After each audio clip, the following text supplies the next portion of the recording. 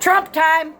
It is, and Bret Baier and Martha MacCallum are going to lead our special coverage after our show this morning. Woohoo! As our guest right now as we watch this motorcade roll out. Martha MacCallum, get your thoughts first as we watch history being made. Well, you guys have had fantastic coverage all morning, and it is a spectacular day in Washington, D.C.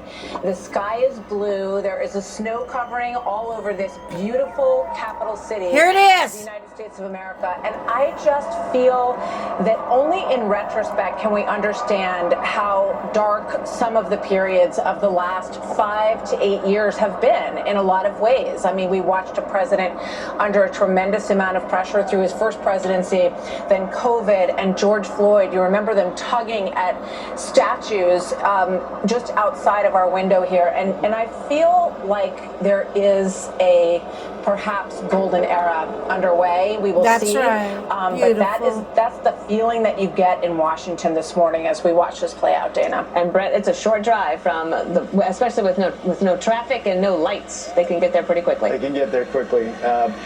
Imagine being in that car. That conversation ongoing, all that's happened over recent months. Yes, we go back yes. to the June 27th debate that changed the dynamic for President Biden. But I also reflect on the time that they met at the White House after the election. And President-elect Trump at the time said it was a cordial exchange.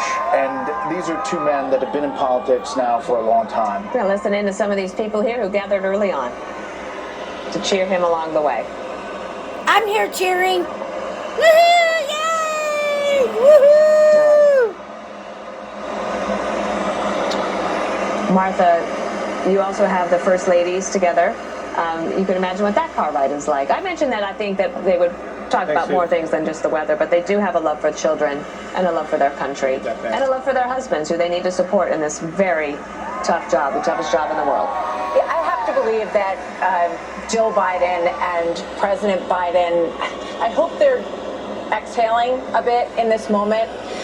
It has been a very difficult several months for them since that June 27th debate, when it was obvious that there was an unraveling in that campaign that was going to require a dramatic change. And I also thought, watching Kamala Harris this morning, this is a woman, a vice president, who thought maybe today was going to be her day becoming president. And that was not to be. But, you know, I also kind of miss the moments of watching everyone walking outside. I always love seeing the First Lady in a beautiful coat. She looks amazing today, walking down next to the president. So, and there are people lining the streets who showed up. It's not as bad as we thought it was going to be outside. And so there's a few things that are a little different this time around. Yeah.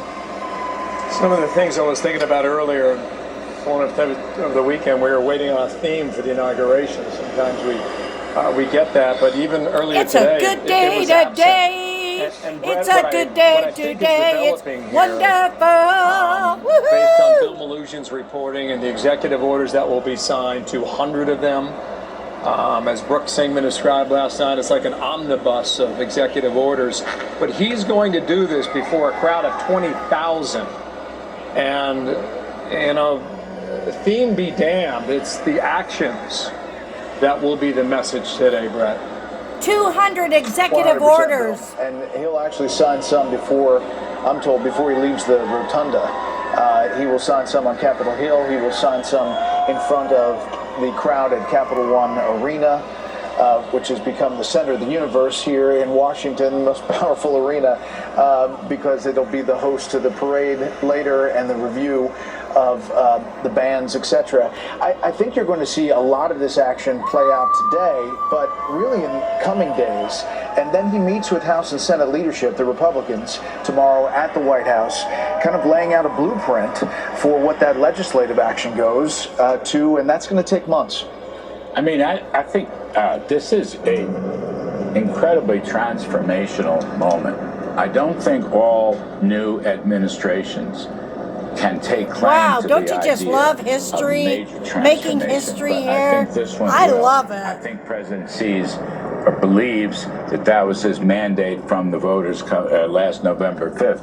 And